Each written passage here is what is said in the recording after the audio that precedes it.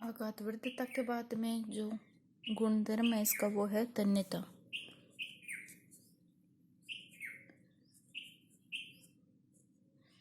तन्यता धातुओं और अधातुओं की तन्यता। तो धातुओं में तो तन्यता पाई जाती है। तन्यता क्या होती है? धातुओं को पतली परत या पतले तार के रूप में बनाना।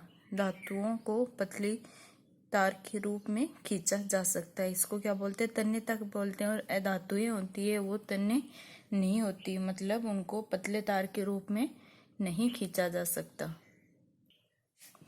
धातुओं को पतली तार के रूप में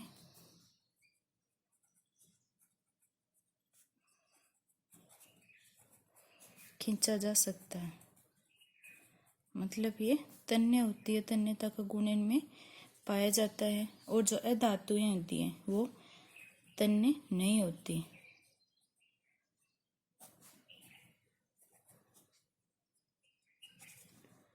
तन्य नहीं होती।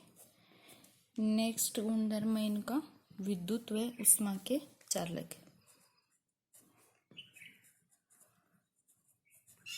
विद्युत व उष्मा के चालक।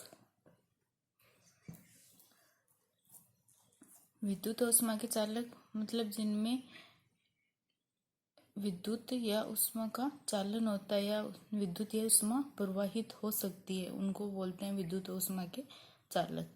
सामान्यतः जो धातुएं होती है वह विद्युत व उष्मा की सुचालक होती है। धातुएं विद्युत व उष्मा की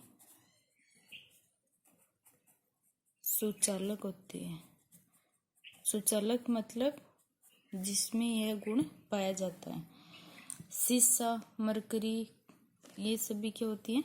कुचालक होते हैं। इनके अपवाद भी हैं धातुओं के, जैसे सीसा है, मरकरी है, ये क्या है? कुचालक होती है। विद्युत व उष्मा की चालकता इनमें नहीं पाई जाती। और जो अधातुएं होती है वो क्या होती है? विद्युत व उष्मा की कुचालक होती है।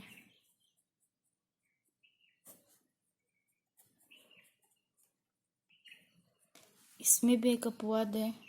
जो ग्रेफाइट होता है, अधातु होते हुए भी क्या होता है? वो सुचालक होता है।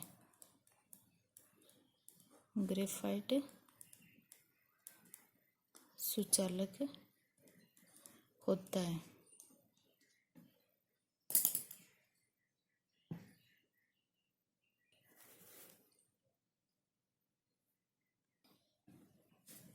हमने देख लिया तन्यता और विद्युत व उष्मा के चालक। तन्यता क्या है?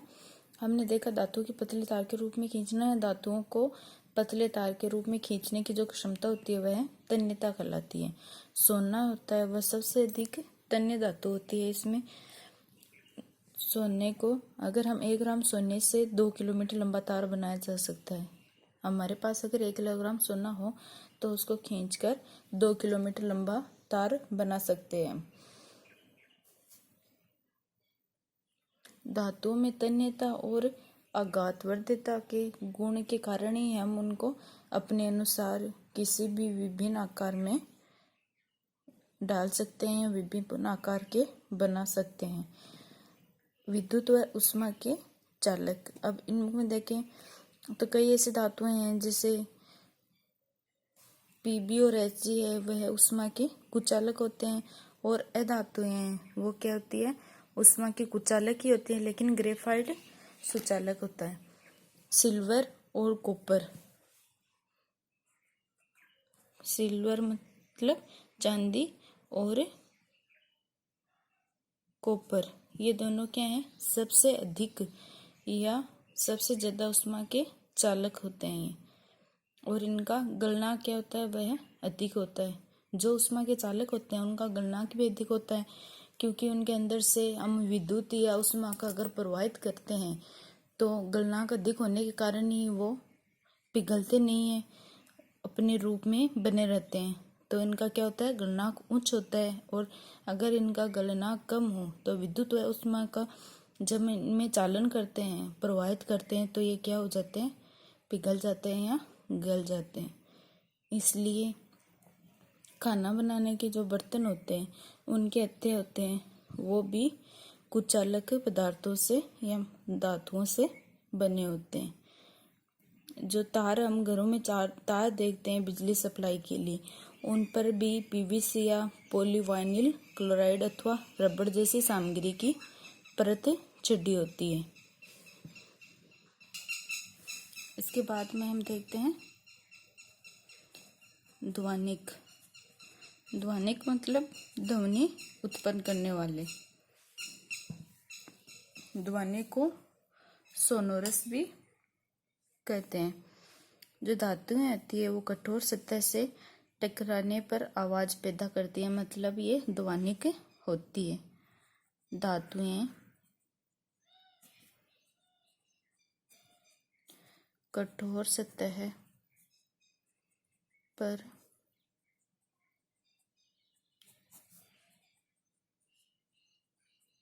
टकराने पर आवाज उत्पन्न करती है,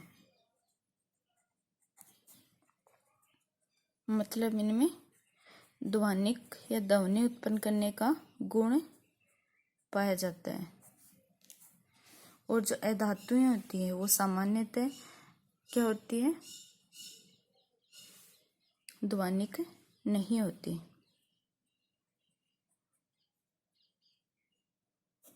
अधातुएं ध्वनिक नहीं होती।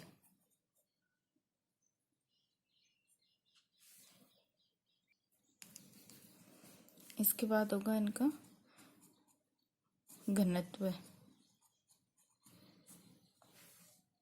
जो धातुएं होती है वह सामान्यतः अधिक घनत्व व उच्च गलनांक की होती है। सामान्यतः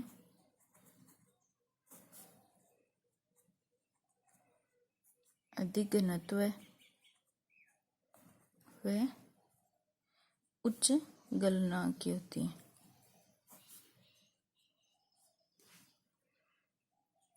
सोडियम और पोटेशियम का घनत्व है तथा गलनांक कम होता है, यह अपवाद है। इसमें एक सोडियम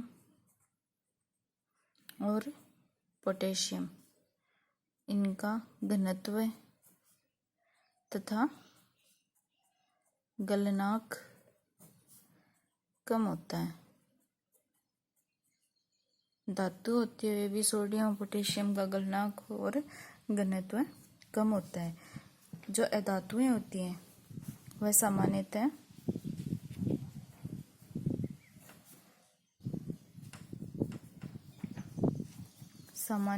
धातुओं का घनत्व व गलनांक कम होता है। जो अधातुएं हैं उनका घनत्व भी कम होता है और गलनांक भी कम होता है। इनके बाद देखते हैं इनकी ऑक्साइड। जो धातुओं और अधातुओं के ऑक्साइड होते हैं वो कैसे बनाते हैं। जो धातुएं होती हैं वह अधिकतर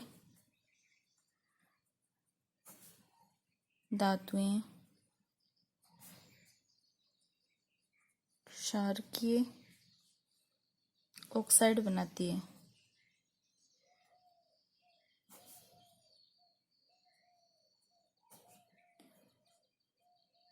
जैसे MgO, फॉर एग्जाम्पल MgO या मैग्नीशियम ऑक्साइड।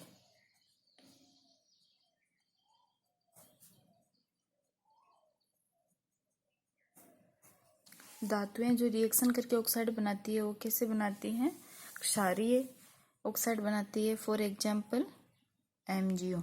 और जो अधातुएं होती है वो अम्लीय ऑक्साइड बनाती हैं। अम्लीय ऑक्साइड, एग्जाम्पल इनका SO2। ये धातुएं रिएक्शन करके अम्लीय ऑक्साइड बनाती हैं, जैसे SO2। आज इतना ही। आगे वाली वीडियो में हम धातुओं के रासायनिक गुणधर्म देखेंगे।